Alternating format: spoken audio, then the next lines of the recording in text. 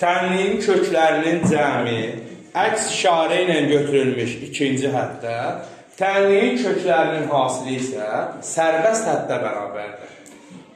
Baxın, kvadrat tənliyi yazıram, hər hansısa bir kvadrat tənliyi yazıram. Bax, ax kvadrat üstə gəlsin bx üstə gəlsin c bərabərdir 0.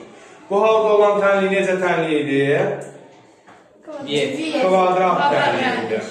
Kvadrat tənliyidir. Uşaqlar, burada baş həddin əmsalı, yəni hansıdır baş həddin əmsalı?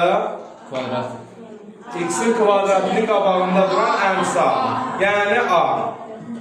Çevrilmiş kvadrat tənliyidə isə baş həddin əmsalı 1-ə bərabərdir, A-ya yox.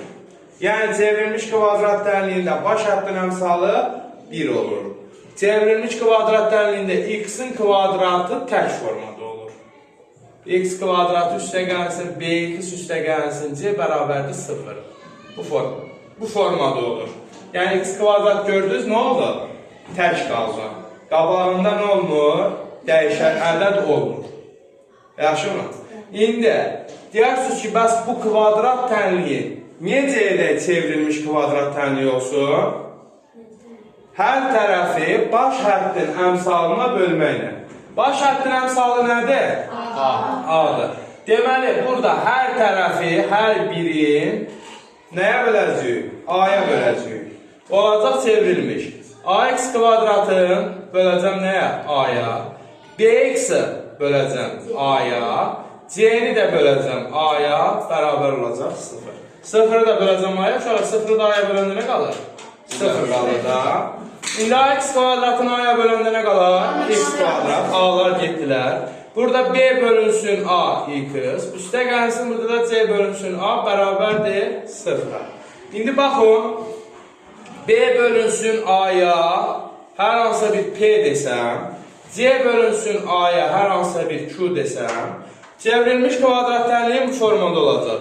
X-in kvadratı üstə gəlsin Px, üstə gəlsin Q, bərabərdir 0. Deməli, uşaqlar, çevrilmiş kvadrat tənliyi hansı halda olur? X kvadrat. Bəli, topla Px, topla Q. Çevrilmiş kvadrat tənliyi x kvadrat üstə gəl, dx üstə gəlsin Q formasında olur. İndi Viet teoremi buna tətbiq olunur.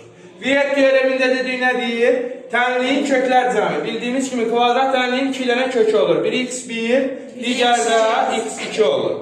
İndi Viet teoremini tətbiq eləyək. x1 ilə x2-nin cəmi. Tənliyin köklər cəmi əks işarə ilə götürülmüş ikinci həddə. İkinci həddimiz nədir burada? P. P-nin işarəsi nədir uşaqlar? Müsbət. Əksi deyəndə müsbətin əksi nə olacaq? Mənfi. Demək x1 üstəlik x2 nədir?